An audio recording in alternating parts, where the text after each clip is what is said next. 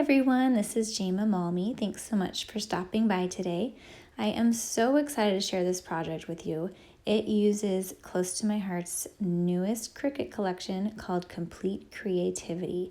I am just gaga over this collection. It is so amazing, and the best part is that everything is pre-designed for you. So while I would love to take the design credit for this, I cannot because close to my heart artists designed it, and everything on the cartridge comes pre-designed. There are 12 by 12 layouts, single pages and double pages. There are 8.5 by 11 layouts. There are cards. There are 6 by 8 layouts. There are lots of different options. They can be resized. You can use just different elements from it. So you see there that I cut off that haunted house, so I can use just that haunted house on something if I wanted. But here I'm going to turn it into a little shaker element on my layout, and it's so fun. So what I'm doing is I have some page protector that I'm using as the front window for my shaker element. And I'm getting my adhesive in there really good. I'm going to lay that page protector down just right there on the bottom side of the haunted house. I added some anti-static powder tool first so that there wouldn't be so much static. And then I'm cutting my 3D foam into really skinny strips to put along the edges of the house because I want those windows to be the shaker windows. So I'm going to lay that 3D foam down right there. And I'm going to put it all around those windows.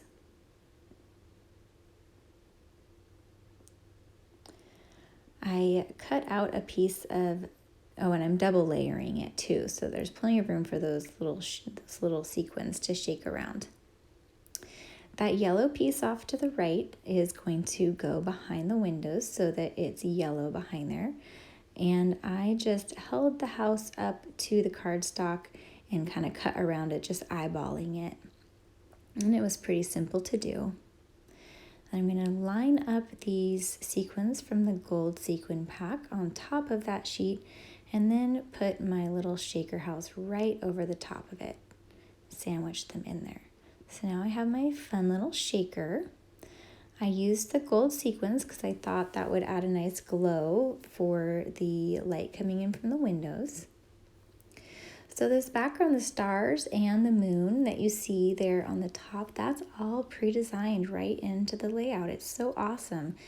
It does take a bit of time to cut everything out when you go into Design Space to make this layout. But once it's all cut, it comes together very quickly, as you'll see here. I did that shaker element, which took a little bit of extra time, but if you were just to adhere this as designed, it comes together nice and quick. The most time-consuming part is probably just getting all that adhesive down. So as you're kind of paper piecing those little backgrounds in there. The way I did it this time, I played with a bunch of different adhesive options, and the way I did it in this layout is I used liquid glass, which is a strong liquid adhesive, in that bottle off to the right that you see, and I put on the fine tip applicator, which gives it like a needle tip. It's very, very fine, so you can get along those really skinny lines around the outside. You have to be careful to do a very thin line so that the adhesive doesn't leak out the sides. I did have a little bit of issue with that. It wasn't too bad, and what I ended up doing, if it was showing too much, is I added some shimmer brush to the areas that had seepage, and then it added extra shine anyway, and you didn't really notice. And honestly, I probably would have added the extra shimmer brush anyway, because I just love me some shine. So that was my experience. I'm just going to go ahead and add all of these little pieces, kind of paper piecing.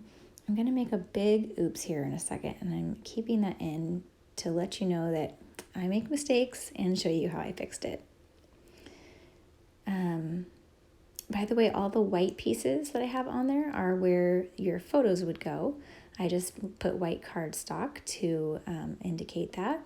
And you can, they're cut and they're included in the file to cut, so you can cut those out and use it as a template to put to cut out your photos, and that would make it nice and easy. So right here is my big mistake, and I didn't realize it right away. I kept getting confused with, I had to keep flipping over and flipping back over that overlay, and while I was there in the moment, it was kind of hard to keep track of what side I was on, because I'm just like right there.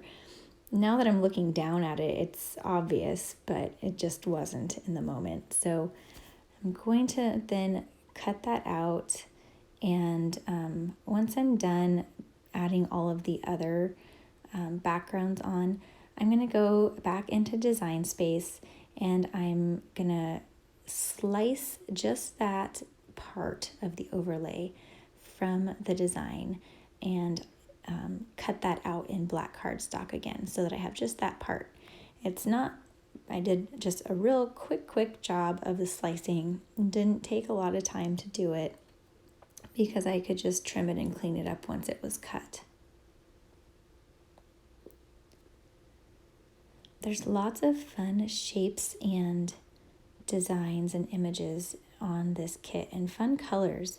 I used pretty much the colors as were indicated in the Design Space file. I used some new colors. So the orange is Paprika, the yellow is Lemonade, the green is Green Apple. Those are all new colors from Close to My Heart, and they're just lovely. The purple is Thistle. That is not a new color, but it looks so fun with these colors. And here we go. There's my sliced file. You can see there that it is not a perfectly trimmed piece, but that's okay. I made sure that I put that right on the back side of the piece so that I don't mess it up again.